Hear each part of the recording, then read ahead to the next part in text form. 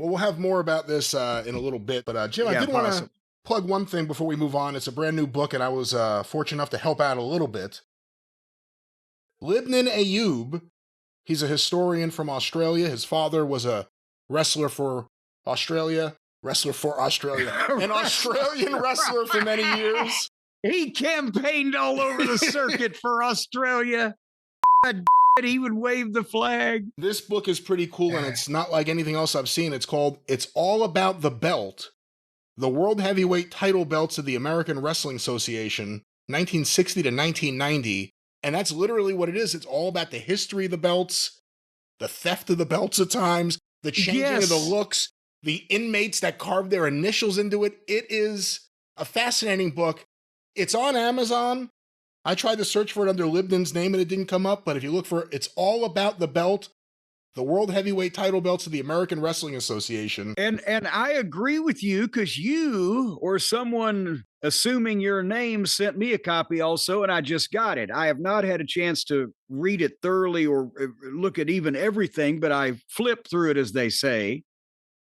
And just the detail and the pictures, etc., remarkable. And the fact that he was able to track down these fucking stories and the minute details of these different belts and how I didn't know that Gagne, the kind of most recognized of my generation, the late 60s and 70s AWA belt, was actually a rework of a 1952 Police Gazette belt that was given to Gagne from the Police Gazette magazine, and who used to be in those days and before those days, big sponsors and proponents and supporters of boxing and wrestling. But also, I have a footnote in this. I wish he'd been doing this book. I'm going to add a little bit to the story. I don't know whether it fits in or not, but I at one time possessed one of the belts mentioned in this goddamn book. Did you know this? I did not. I'm trying to think of what it could have been. I know Harry White had some St. Louis and I guess Central States belts years back, but I don't know if one of these was one of those. I don't know, actually. Okay, so since you brought this up, and what the fuck, this is more fun than we talk about the fucking pay-per-view. So I'm living in Connecticut it was 1990. Was it 96 or 97? One of those years. And I happened to be talking to Dutch Mantell. And Dutch had called me, said, Jimmy, you know anybody in Japan, some of those collectors in Japan like to buy belts? And I said, well, what do you got there? What are you talking about? This was the period of time where I guess Larry Burton had come in and Memphis was all fucked up, or shortly before that, or whatever the case. But Dutch had come in. They had put remember the unified USWA unified title was part of the unified in it was the AWA belt, right? And as you will recall, that Lawler had the AWA belt in, what was it, 89 when they did the Super Clash, and then things fell apart and Lawler kept the belt. And this story is told in the book. He won it in 88 from Kurt Hennig, and he held on to it until the beginning of 89 is when everything fell apart.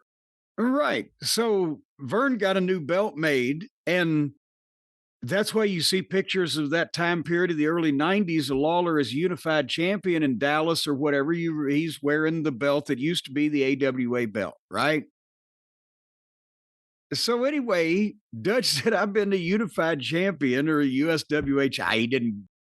He didn't glorify it with, I've been the unified champion. He's like, I've been the USWA champion or whatever the fuck down here. They owe me money and I ain't got it. And I got their fucking belt. I want to know if anybody wants to buy it. I said, fuck, how much they owe you? He said, it's like $1,000. I said, I'll give you $1,000 for it. So I sent him a check for $1,000. He sent me the belt.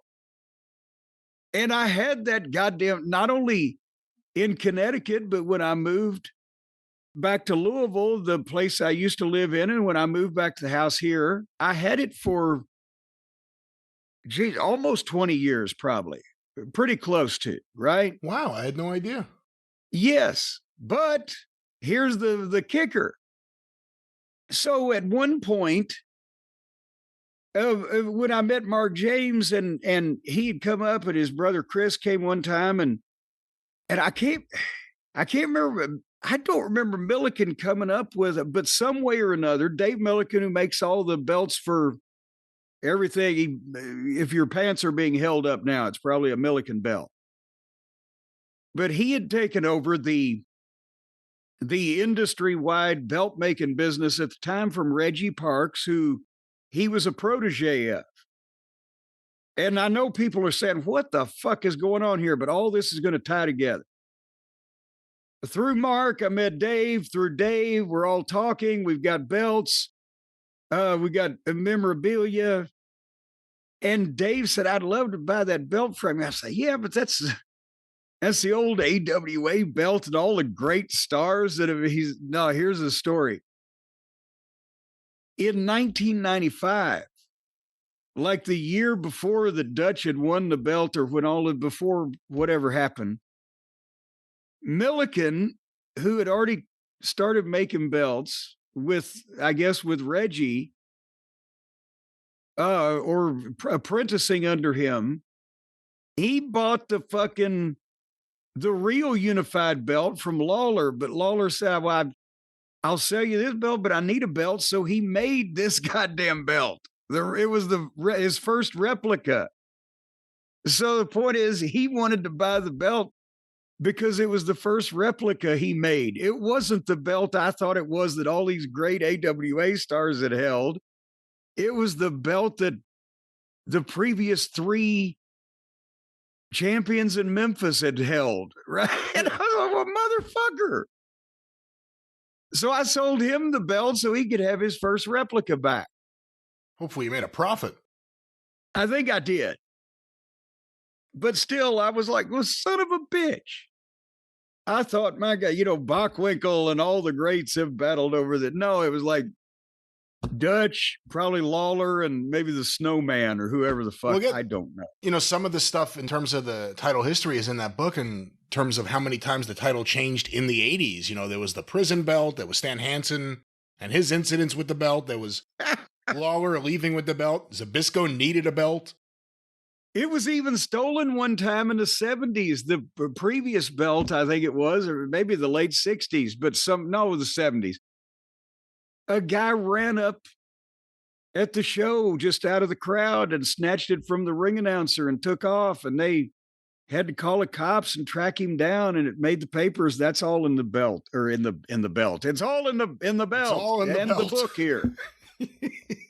The book about the belt. Once again, it's a real belter. It's all about the belt by Libnan Ayub. Check that out if you're into also photos of belts when they still had pictures of the champion on the belt. It's an interesting period of time. How do you deal with title changes? Do you have a photo of yourself in a circle we can use? Moolah is the only one who could pull that off. Yeah, she kept that photo for 50 years. Well, she looked the same for 50 years, unless you looked real close. But in a low-def world, she never changed.